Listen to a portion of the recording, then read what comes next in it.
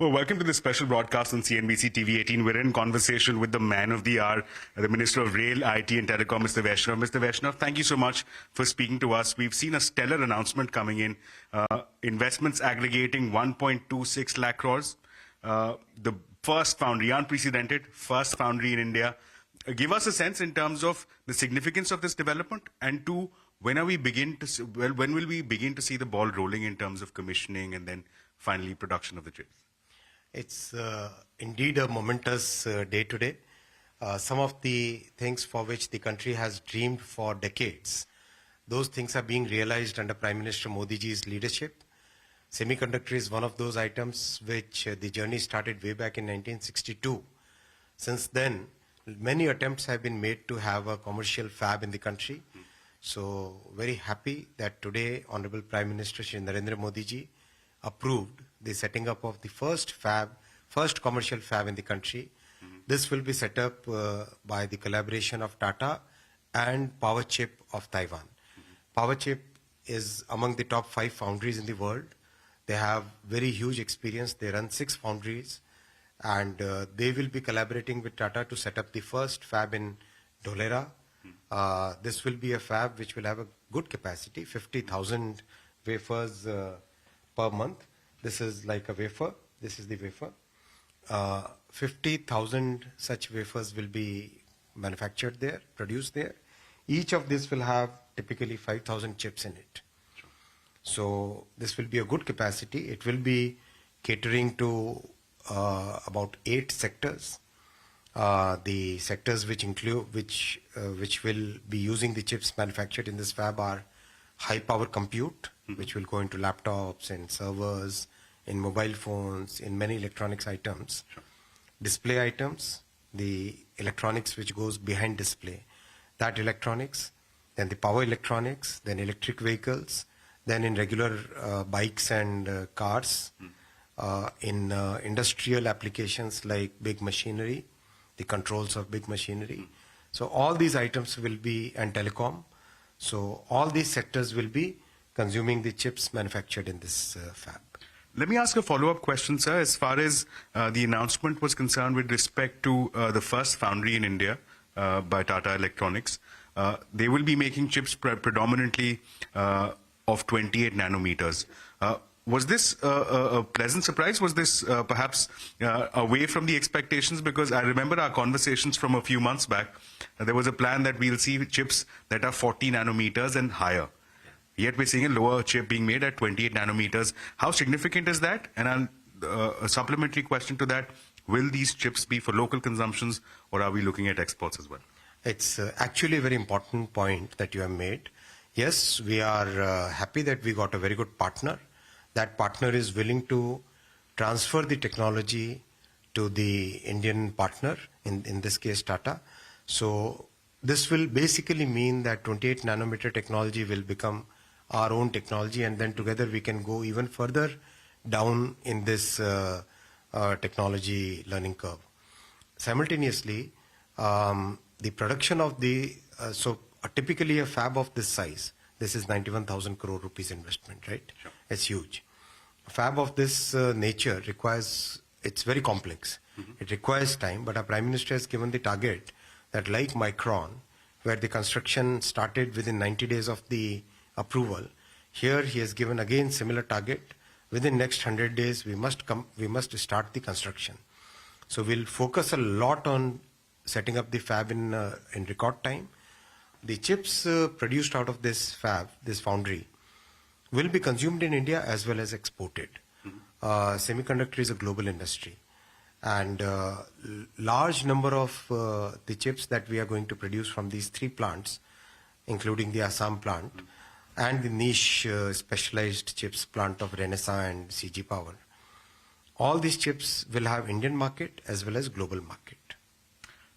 My next question, sir, the investments that we're talking about, especially these announcements that were made today, adding up to 1.26 lakh crore rupees, what does this do to the semiconductor scheme kitty of 76,000 crores? Does it come to anywhere near exhausting that kitty? Is there a room for adjusting for more foundries? Or is there room for perhaps expanding this kitty even further? Our Prime Minister has given us a very clear direction that this is an industry which requires long-term effort. So he has said that we should have a roadmap for 20 years. So continuously we'll keep making efforts, and now that we have very good success in terms of getting the entire ecosystem with us, the entire value chain has three components, right? The first component is design. We have close to 3 lakh design engineers in the country, and India is no longer a back office. It's basically our people are designing some of the most complex full products. So after design comes the fab. So now that we have the first fab, with fab will come lots of ecosystem partners. So having the first fab is very important. Then the ecosystem gets set in, and then other people get immediate incentive to come and set up their own fabs. The third part is ATMP. Very happy to share with you that like our design capability, ATMP technology also. Design, fab, ATMP. ATMP technology is also now developed in India. And with this fab and the way it has been organized, the fab technology up to 28 nanometer will also be Indian technology then. So in a sense, across this value chain, we will be able to develop our own technology, use our own technology, and further grow.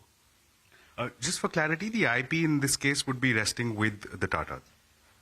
The way it will work out, I don't know the exact arrangement between them, but the way it will work out is that Tatas will be fully absorbing the technology. Let's also talk about what this does to the total national capacity. We're looking at Micron, then we'll have, of course, a foundry and 2 ATMPs as well. Where does this position India in terms of the capacity that exists? I'm given to understand it's 80 million chips per day, adding the Micron figure as well. How is that stacking up? That's definitely a significant capacity. And the way it will work out is, this is the time when the industry, global industry today has trust on India. People use these words nearshoring, offshoring, friendshoring. I think the right phrase to use is trust shoring. The way Prime Minister Modi ji has developed trust on India, global trust on India, entire world today looks at India as a trusted country, as a trusted partner, as a trusted place where they can set up their manufacturing units, where they can develop technologies, where they can develop new products, because India respects IP.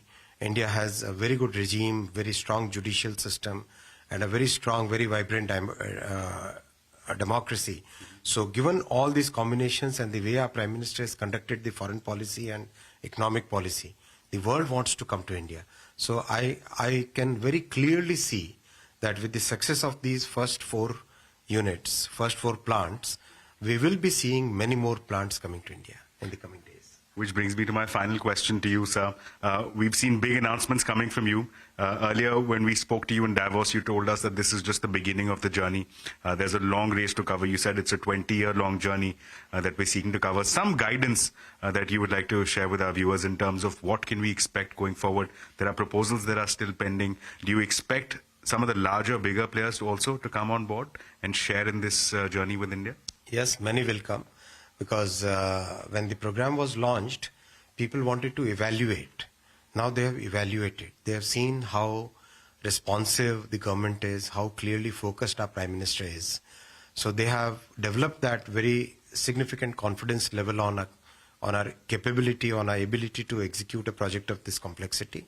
And that's why we can clearly see that many of the other players will also come.